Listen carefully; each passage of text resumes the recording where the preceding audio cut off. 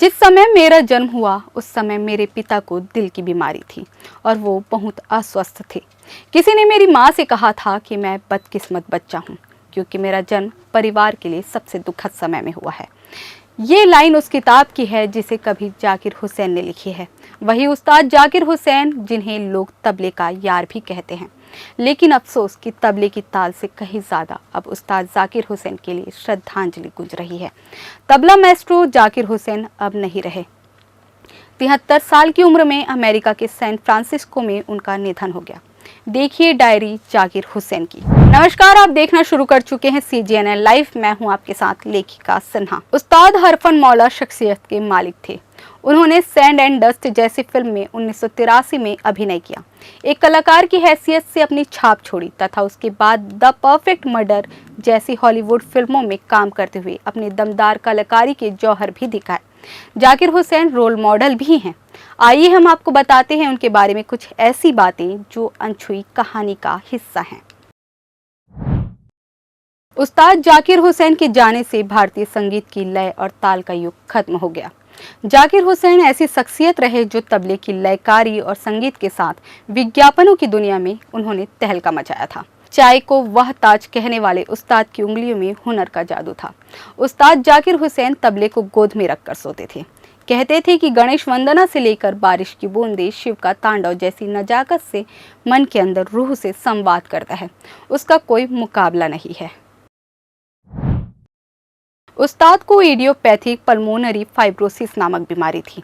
पिछले कुछ दिनों से वो सैन फ्रांसिस्को में एक अस्पताल में दाखिल थे। उन्हें इडियोपैथिक पल्मोनरी फाइब्रोसिस नाम की बीमारी थी। जाकिर हुसैन ने शुरुआती तालीम अपने पिता संगीतज्ञ और तबला वादक उस्ताद अल्लाह रखा से ली थी। 11 साल की उम्र में अमेरिका में एक समारोह में उन्होंने अपना पहला कॉन्सर्ट किया था। बाद के 63 वर्षों तक उन्होंने तबले को ही जिया। तबला उनकी जिंदगी का जुनून बन गया।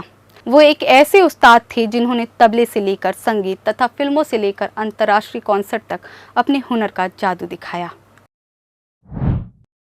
उस्ताद हमेशा कहते थे कि जिंदगी जीने का नाम है, दमदारी का नाम है। वो कहा करते थे कि जिंदगी अपनी शर्तों पर जियो, ये दोबारा लौट कर नहीं आएगी। उस्ताद जाकिर हुसैन का जन्म जम्मू कश्मीर के झंगवाल संभाग में हुआ था। बाद में कुछ समय तक वो पंजाब के गुरदासपुर में भी रहे और जब एक बार सफर शुरू हुआ तो फिर लौटकर पीछे मुड़कर उन्होंने नहीं देखा। उनके जन्म होते ही उनके पिता उस्ताद अल्लाह रखा ने उनके कान में जो राग सुनाया था वो भी चौंकाने वाला था। उस्ताद हरफन मौला शख्सियत के मालिक थे। उन्होंने सैंड डस्ट जैसी फिल्म में 1983 में अभिनय किया। एक कलाकार की हैसियत से अपनी छाप छोड़ी और उसके बाद द परफेक्ट मर्डर जैसी हॉलीवुड फिल्मों में काम करते हुए अपनी दमदार कलाकारी के जौहर भी दिखाए। परंतु उनका पहला इश्क तबला था। अपनी एक मुलाकात में उस्ताद ने बताया था कि मुझे प्रेम की ताल से अपनी माँ जैसा चेहरा दिखता है और यही मुझे रूह के साथ जोड़ता है। मैं उसे लोगों के साथ जोड़ देता हूँ। वो बड़ी नज़ाकत से शिव के डमरू, तांडव तथा शंकर से लेकर बारिश की हल्की बूंदों का महीन और बारीक संगीत यंत्रों की ध्वनियों के साथ पेश करते थे। महान बांसुरी वादक हरिप्रसाद चौरसिया तथा संतूर वादक पंडित शिव कुमार शर्मा के साथ उनकी जुगलबंदी संगीत का अद्भुत महाआकाश पैदा करती थी। उनमें संगीत की आकाशगंगा के ध्रुव तारे उस्ताद जाकिर हुसैन ही थे। कई बार कहते हैं कि जो हम करते हैं वह शिव महिमा और श्री गणेश वंदना से शुरू होता है, फिर पूरी कायनात, पूरा ब्रह्मांड उसमें समा जाता है। यही ताल और लय का संवाद है जिसे उस्ताद जी ने जी भर कर दिया। उस्ताद उन्हें पंडित रविशंकर ने कहना शुरू किया था।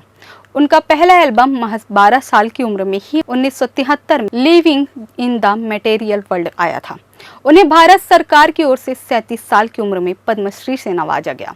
उसके बाद पद्म भूषण और पद्म विभूषण से भी उन्हें सम्मानित किया गया। पूरी दुनिया में घुमंतू उस्ताद के तौर पर संगीत की पताका फहराने वाले उस्ताद को आगरा बेहद पसंद था। वो हमेशा कहते थे कि आगरा किस्मत वालों को मिलता है। एक मुलाकात में उन्होंने बताया था कि उनकी मां नहीं चाहती थी कि वो तबला बजाए, परंतु तबला उन्हें अच्छा लगता था। वो कहते थे कि जिस राग को बचपन में मैंने अनजाने में अपने पिता से कान में सुना था वो मुझे इस मुकाम पर ले आया है। उस्ताद जाकिर हुसैन शास्त्रीय संगीत के साथ साथ जैज फ्यूजन जैसे विश्व संगीत के विशेषज्ञों में गिने जाते थे। उन्हें कई बार ग्रैमी अवार्ड से अंतर्राष्ट्रीय स्तर पर सम्मानित भी किया गया था।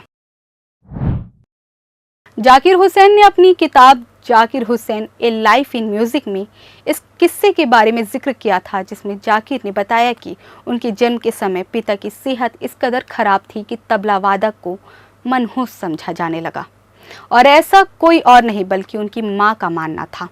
जाकिर ने कहा था, जिस समय मेरा जन्म हुआ उस समय मेरे पिता को दिल की बीमारी थी और वो बहुत अस्वस्थ थे। किसी ने मेरी माँ से कहा था कि मैं बदकिस्मत बच्चा हूँ, क्योंकि मेरा जन्म परिवार के लिए इस सबसे दुखद समय के साथ हुआ। मेरे पिता, जिन्हें हम अब्बा कहते थे, उस समय इतने गंभीर रूप से बीमार थे। उनके कई साथी और दोस्त उन्हें अंतिम विदाई देने आए थे। फिल्म सैंड एंड डस्ट के बाद शबाना आजमी के साथ साज में वो एक प्रेमी के रूप में नजर आए थे। ये उस्ताद ही थे जिन्हें 2016 में अमेरिका के पूर्व राष्ट्रपति बराक ओबामा ने स्टार ग्लोबल कॉन्सर्ट में हिस्सा लेने के लिए विशेष तौर पर आमंत्रित किया था। उस्ताद जाकिर हुसैन उसमें शामिल होने वाले भारत के पहले संगीतकार थे। बहरहाल उस्ताद जाकिर हुसैन का जाना संगीत जगत के लिए अपूरणीय क्षति है। परिवार और फैंस गमगीन हैं। उनका संगीत और तबले की थाप हर चाहने वालों की दिल पर गूंजता रहेगा। फिलहाल हमारी खास पेशकश में इतना ही। देश दुनिया की तमाम खबरों के लिए बने रहे CGNN लाइव के साथ, क्योंकि इसमें है क्रेडिबिलिटी एंड करेज। नमस्कार।